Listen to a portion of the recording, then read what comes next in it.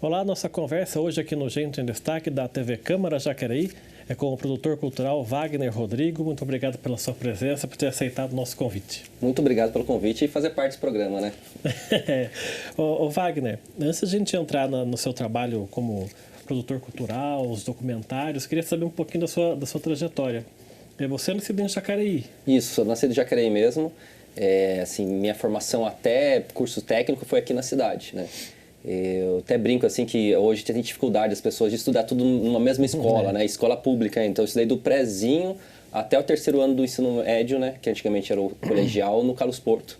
Então essa região, eu tinha muita ligação com o MAV. O MAV, na minha época, existe ainda um portão que liga o Museu de Antropologia e a gente abria e passava para visitar, assim. Então essa foi a minha formação inicial. E aqui na cidade mesmo eu fiz alguns cursos que eu às vezes até converso com as pessoas e ficam surpresas, assim. Também fiz técnico florestal na escola agrícola, trabalhei com essa área de meio ambiente, depois abri um curso de técnico de meio ambiente aqui na cidade. Também trabalhei nessa área, um pouco de estágio na área de meio ambiente. E por último, antes de entrar nessa área de cultural mesmo, eu trabalhei no comércio como vendedor. Fiquei 2 anos trabalhando numa loja da cidade, vendendo assim. E nessa época eu comecei a perceber que a maior matéria-prima que eu trabalhava era as pessoas, o ser humano, assim. Desde a venda, mesmo a questão ambiental, mas essa questão de sustentabilidade, de você viver bem. E na escola eu fiz parte do Grêmio. E do Grêmio eu era diretor de comunicação. E por coincidência, quem que era o presidente do Grêmio na época, que virou até político, o Antonelli.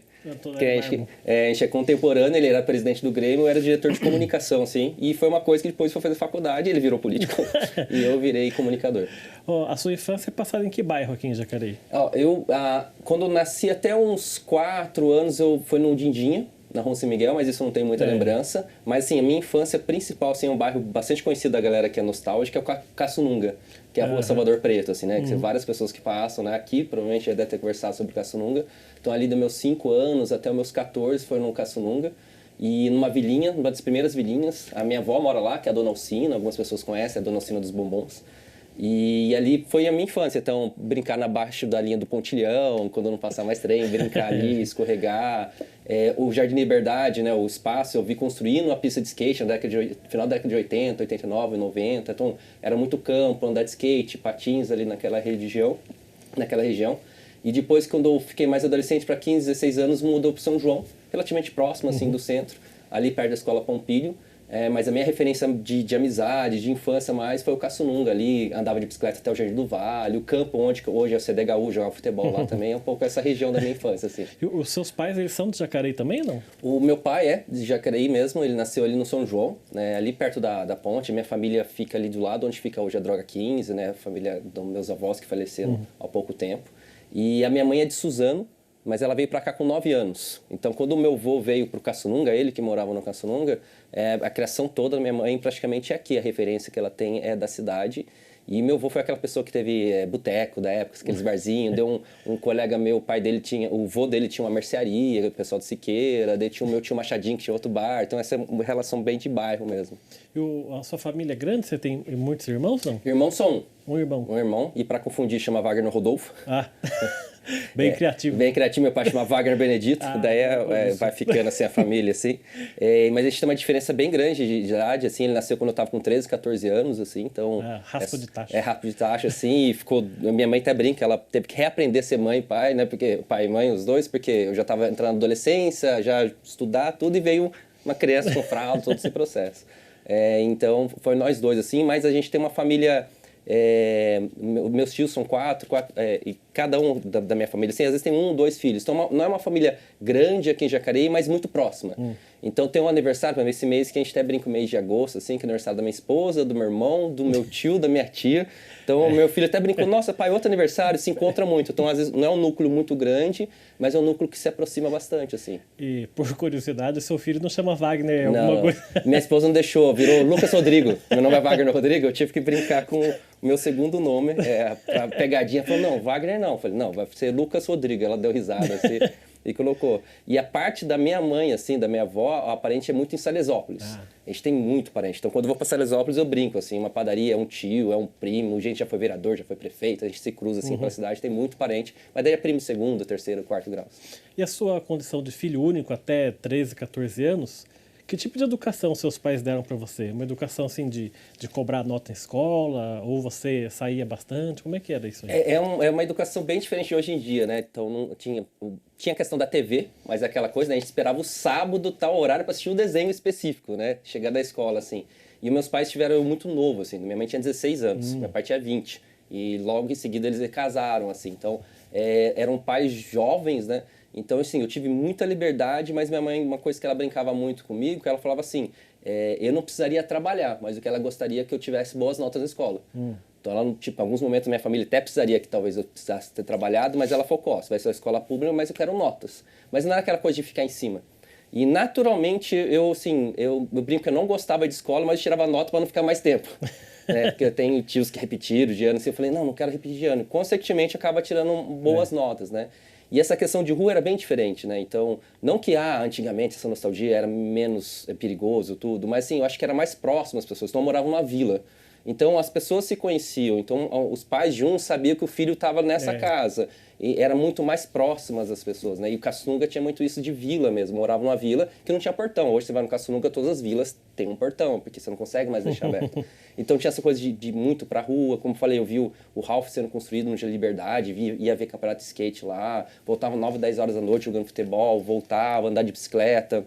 Então eu acho que tive bastante liberdade, não foi uma criação muito rígida, mas ao mesmo tempo era aquela liberdade com responsabilidade. Então, você sabe o que é certo e errado, então tá, e tem a liberdade, se você aprontar. Que eu lembro uma história do Caçunga mesmo uma vez, eu devia ter uns 7, 8 anos, e quando a gente é criança a gente tem mania de fazer aquelas rampinhas com madeira, colocar pedra para pular com a bicicleta, né? E descia lá com a croizinha no Caçunga, que era um morrinho assim, e na hora que eu pulei eu errei e acertei um carro. Né, e amassou o carro, tudo. E a primeira coisa que eu cheguei em casa, avisei meus pais, só que eu não sabia de quem que era, criança, chega chorando e tal. E veio a pessoa brava batendo no carro, seu filho, assim, o carro tal horário, ele acabou de falar, já estava saindo para procurar vocês. A pessoa até ficou espantada, assim, porque era um pouco disso, ó. Beleza, você pode fazer isso, quando você coisa errada, conta pra gente, que a gente tenta ver o que vai acontecer. E hoje a educação que você dá para o seu filho, você se vê como seu pai era com você ou sua mãe, do mesmo jeito? É um pouco diferente, assim, porque a geração do meu pai é aquela geração muito que ele se aposentou no papel Simão. Então, acaba vendo mais à noite o pai, né? Então, a relação acaba sendo mais a mãe, de chamar atenção, de ficar em cima, tudo, né? Que era mais a dona de casa, vamos dizer assim. Em algum momento na minha vida, meu pai ficou desempregado, minha mãe teve que trabalhar mais também, mas eu já era adolescente. Agora, com o Lucas, com meu filho, a gente tem uma relação um pouco mais próxima de eu, como sou autônomo, eu fico mais próximo com ele de manhã. Então eu consigo levar ele para a escola, então aprontou alguma coisa na escola, eu consigo conversar. Então o que mudou um pouco da relação, eu sinto que assim, a gente consegue dividir um pouco mais. E eu tomo essa postura às vezes de mais enérgico, de chamar atenção, de conversar. E de característica de personalidade, o que você tem que é do seu pai e que é da sua mãe? Ó, do meu pai, eu acho que tem no sentido de pensar para fazer alguma coisa, sabe? Ser um pouco mais sereno, ver o que está acontecendo, sabe? Eu acho que isso vem mais com o meu pai. E da minha mãe é essa coisa de resolver as coisas. Tipo, é a pessoa que está ajudando todo mundo na família, que às vezes as pessoas nem percebem o que ela está ajudando. Eu acho que isso tem muito da minha mãe, assim. E às vezes eu estou em algum lugar assim, projetos culturais, alguém pede uma coisa, sempre estou tentando ajudar, sabe? E vem muito dessa criação da minha mãe e também com o meu filho, assim, né? Então a relação da minha mãe de tentar ajudar os outros, de ser essa pessoa que tenta abraçar tem dela, e do meu pai mais sereno também, de às vezes tá estourando o mundo, aconteceu, por exemplo, tô andando lá, o Lucas caiu de bicicleta, todo mundo fica assim, eu vou lá, eu percebo que o choro dele não é um choro que machucou. Onde aconteceu, Lucas? Vamos lá, vamos ver, tal, vamos levantar, ok, calma. Por dentro você pode estar estourando, né? Mas você dá aquela segurada, assim. Eu acho que isso era um pouco mais do meu pai, assim.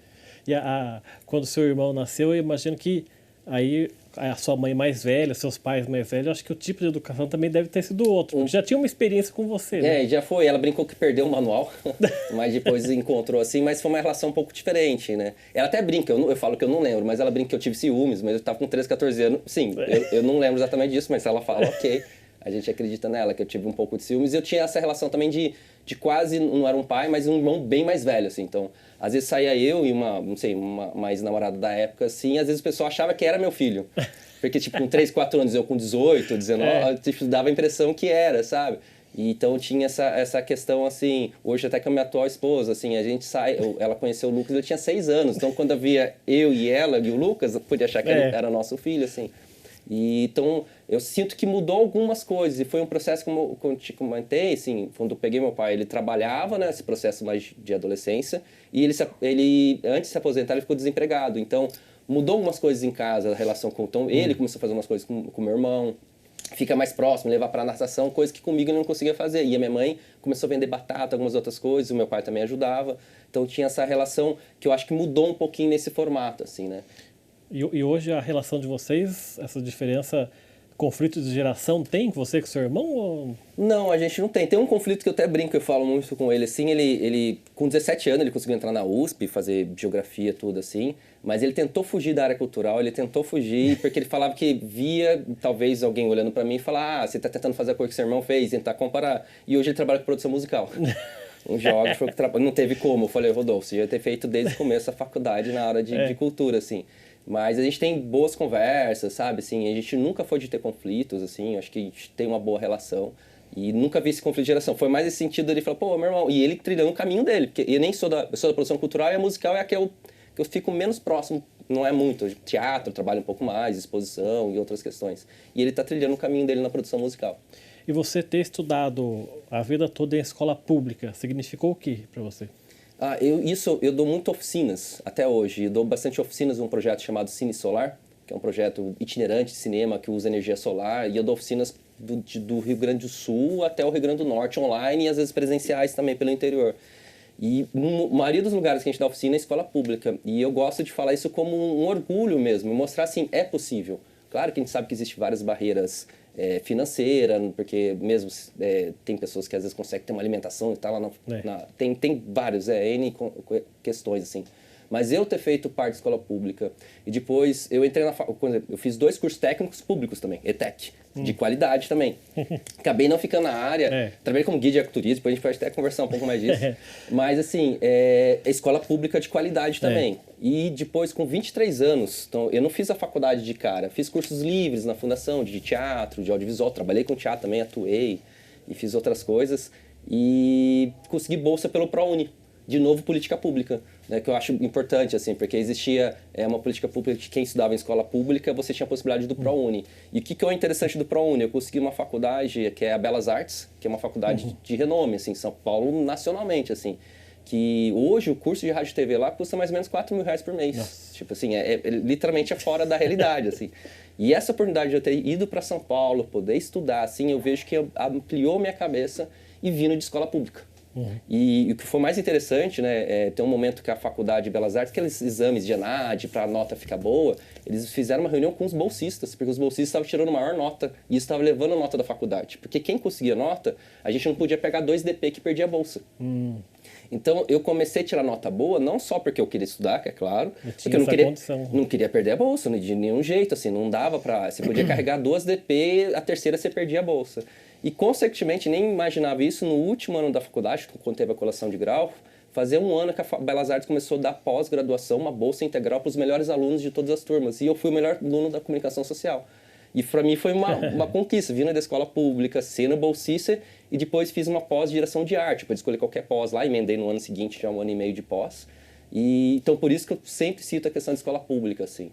E tem uma curiosidade que eu acho bem interessante, eu tenho várias curiosidades de datas, assim, às vezes. Eu me formei em 2000, em 2010, por um projeto que eu trabalhava em São Paulo, para o Instituto Unibanco, que chamava Jovem de Futuro. A gente dava formação de comunicação em escolas públicas de todo o interior, para trabalhar a questão de melhorar a matemática e português, mas eu trabalhava na parte de comunicação, fazendo e tal. Eu fui selecionado nesse projeto por uma ONG que eu trabalhava em São Paulo, a Cidade Escola Aprendiz, foi criado pelo Gilberto de Menstein, uma ONG bem interessante, existe até hoje. E a escola que fui selecionada é para a escola que eu Carlos Porto. 10 anos depois. Então, assim, quando eu cheguei na escola, tava merendeira, conheci, tava o seu Toninho, que é o inspetor famoso da escola, quem perguntava do Carlos Porto, o seu Toninho. Assim, era muita coincidência, né? Daí elas falaram, nossa, Fábio, o que você está fazendo aqui depois de 10 anos? Mas, de novo, na escola pública, conversando com os meninos, assim, é bem interessante. Pra gente fechar esse primeiro bloco, tem alguém mais da sua família envolvido com cultura? Ó, Você foi o primeiro? Assim, eu tenho meu tio Ruberci, que sempre foi envolvido na questão de carnaval, no sentido amigo do Doni, todo esse pessoal dessa geração, assim, mas não era pessoa que vivia de cultura. Trabalhava na indústria, comércio e gostava, né? Eu fui a primeira pessoa, assim, da minha família mesmo a entrar nessa parte de produção cultural, gestão cultural. E é isso que quando eu dou oficina, eu falo também, galera, a gente tem muitas possibilidades, né? E é esse mercado. Mas, assim, eu sempre fui envolvido. Então, pelo meu tio ter participado de exposição, eu era levado. Então, eu já conheci o museu, isso na década de 90. Então, eu já aproximava de quando tinha o Santa Helena, meus tios chegaram a levar para peça de teatro. Meu tio Beto, por exemplo, vinha um show do Cidade Negra no Elvira, ele me levava. Então, assim, eu não era envolvido na produção, né, de cultura, de arte, mas participava, né? Tipo, eu tinha um pouco isso, a família levava eu para esses locais. Tá certo, vamos fazer nosso primeiro intervalo, então. O Gente em Destaque volta daqui a pouco, até já.